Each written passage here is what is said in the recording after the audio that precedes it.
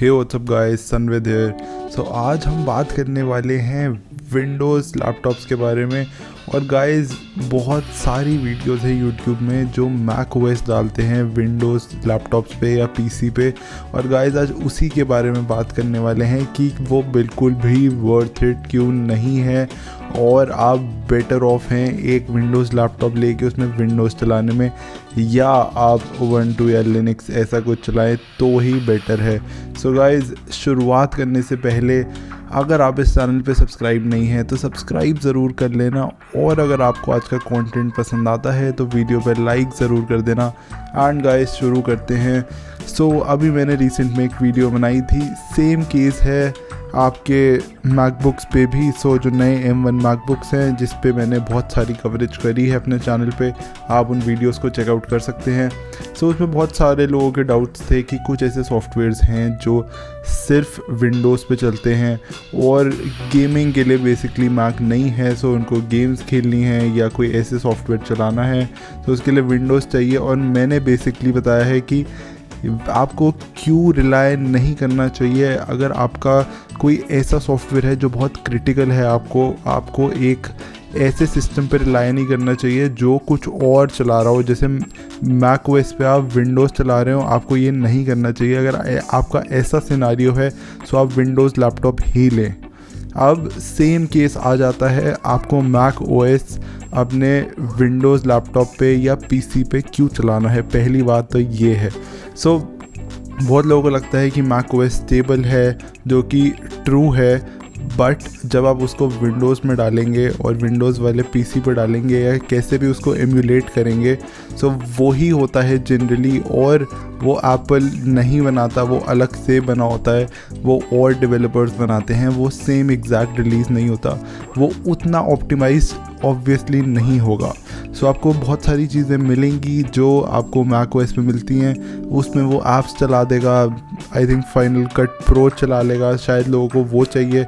लेकिन अगर आपको वो चाहिए तो बेटर ऑफ हैं आप कि आप एक मैकबुक ले लें। चाहे मैकबुक एक्सपेंसिव पड़ता है, लेकिन अगर आपकी नीड ही वो सॉफ्टवेयर है और आपको वो अपने पर्सनल या प्रोफेशनल काम में बहुत यूज़ आएगा, तो आप बेटर ऑफ है कि आप एक मैकबुक ही लें।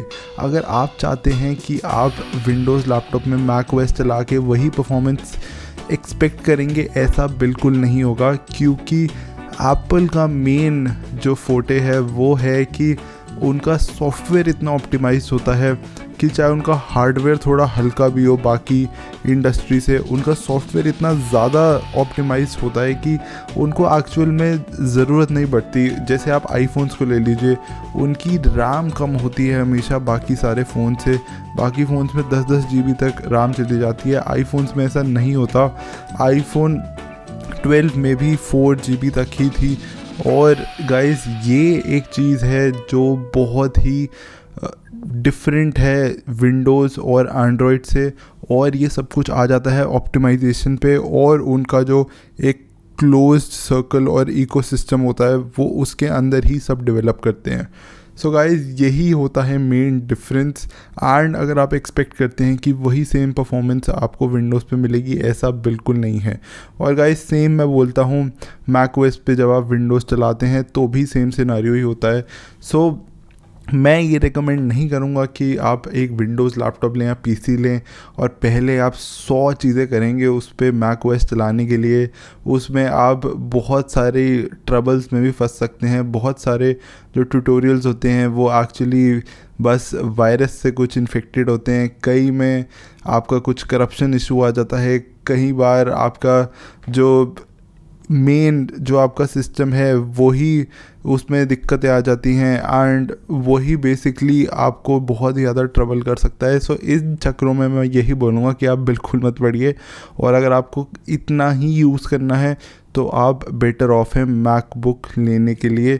और अगर आप बहुत ही ज़्यादा क्यूरियस हैं कि कैसे चलेगा मैक ओएस, तो मैं प्रेफर करूँगा कि आप जिसने भी वो यूट्यूब पर दिखा रखा है आप उसकी वीडियो देख लीजिए कि विंडोज़ पे मैक ओएस कैसे चलता है। और गाइस मैं आपको पहले ही उन वीडियोस का स्पॉइलर अलर्ट दे रहा हूँ कि वो अच्छा कभी इतना नहीं चल सकता जितना वो एक्चुअल मैकबुक पे चलेगा, ये बहुत ही ऑब्वियस बात है। और अगर आप वर्चुअल मशीन से चला रहे हैं तो बहुत ही बुरी हालत होगी। अगर आप उसको लोड कर रहे हैं बिल्कुल ही बेस से तो एक डिफरेंट चीज़ हो सकती है, वो भी स्टेबल बिल्कुल नहीं होगा, बट वर्चुअल मशीन्स में और भी ज़्यादा लैग करेगा। सो गाइज़ इन चीज़ों को थोड़ा ध्यान में रखना। अगर आप सोच रहे हैं कि आप हाई एंड पीसी बना के अपना उसमें कुछ मैक वाला सिस्टम कुछ भी बैठा सकते हैं, ऐसा नहीं हो पाता। मैक ओएस बिल्कुल ही डिफरेंट एंटिटी हो जाती है और आपको वो स्टेबिलिटी एक विंडोज़ के लैपटॉप में या नॉन एप्पल हार्डवेयर में जनरली नहीं मिलेगी। सो जो M1 मैकबुक है अब उसमें उन्हीं का हार्डवेयर उन्हीं का सॉफ्टवेयर है, इसलिए वो स्टेबिलिटी आती है। एंड गाइस आईफोन्स में भी यही होता है, चाहे उसमें 4 GB रैम है उससे कोई फ़र्क नहीं पड़ता। मेरा iPhone XS Max जो मैंने लिया था आज से 2.5 ईयर्स पहले, वो अभी भी बिल्कुल स्मूथ चलता है, कोई इश्यूज़ नहीं आते। सो उस पर गाइस मैं एक लॉन्ग टर्म रिव्यू डालूँगा अपने चैनल पे। सो गाइस अगर आपको ऐसा कंटेंट पसंद हो तो चैनल को सब्सक्राइब ज़रूर कर लेना, और अगर आपको आज का कंटेंट पसंद आया हो तो वीडियो पे लाइक भी ज़रूर दबा देना। गाइस आज के लिए बस इतना ही, थैंक यू।